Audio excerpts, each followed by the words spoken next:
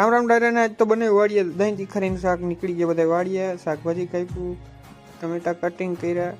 ડુંગળીની ગ્રેવી કરી સલાડની ડુંગળી કટિંગ કરીને પછી લસણની પેસ્ટ કર્યું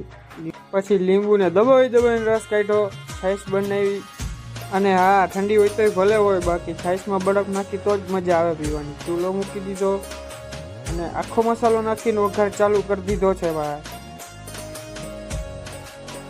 હા થોડીક વારમાં બની ગયું દહીં તીખારી પછી બધાને બેહાડી દીધા જમવા વગર કડકની ઠંડીમાં જો બધા જમે છે જોરદાર બાજરાના રોટલા ને દહીં તીખારી તમે જોઈ શકો છો મરચા છાશ દહીં તીખારી બાજરાનો રોટલો કઈ ઘટે નહીં છાશનો મસાલો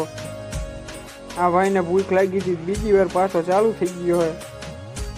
હોય લ્યો ભાઈ તમે જલ્દી શાક લ્યો તીખું મજા આવશે એકદમ એટલું જ બધાને બાય બાય અને હા ફૂલ